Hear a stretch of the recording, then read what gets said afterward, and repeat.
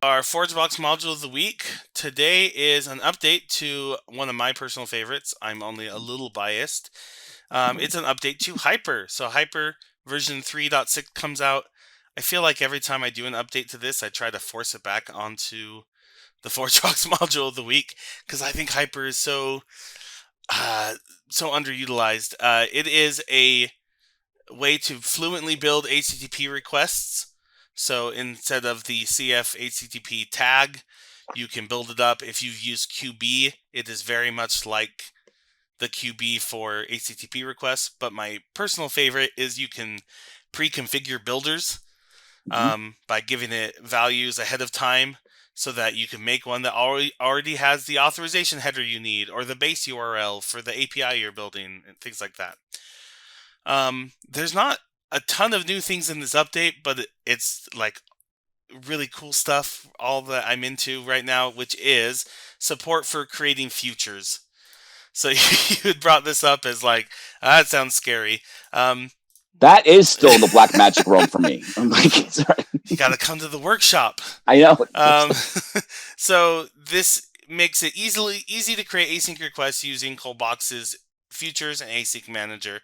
There's a new send async method, as well as all the shortcuts like get async, post async, and there's some examples in the code. But really, like most of the magic then comes into the futures, being able to chain onto that to do something with the response asynchronously, or to just let it like fly off, do its thing, and not have to wait for it to come back.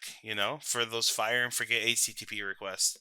Mm-hmm. So that's Hyper's new trick this week. I think my favorite part was when I wrote the docs and showed some of the things you could do now with it. Like I wrote right in it, like, these aren't special to Hyper. I didn't write anything in Hyper to make it do this magic. I just made it return a future, and then you get all these magical powers. So right.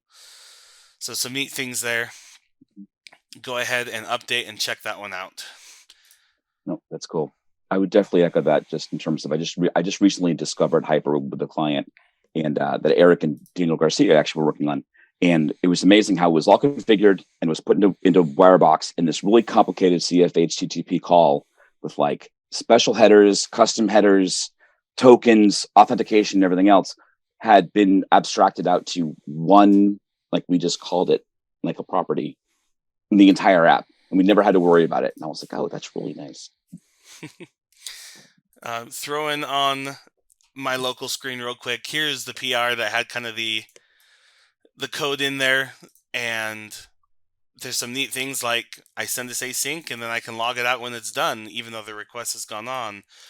Or I can request 3 different asynchronous posts and wait until they're all done. And none of that was anything I had to add to Hyper except to make this send async. Like, I don't know, this is way too inside baseball probably for the podcast, but you check out this pull request. It was not much code to support this. And if you're interested in how to utilize these features more in your application, definitely come check out this workshop that Luis and I are giving. It's going to be awesome. That was our ForgeBox module of the week, brought to you by Modernize or Die Podcast, CFML News Edition, proudly sponsored by Order Solutions. You can see the new episodes every week on cfmlnews.modernizeordie.io or on the Order Solutions YouTube channel.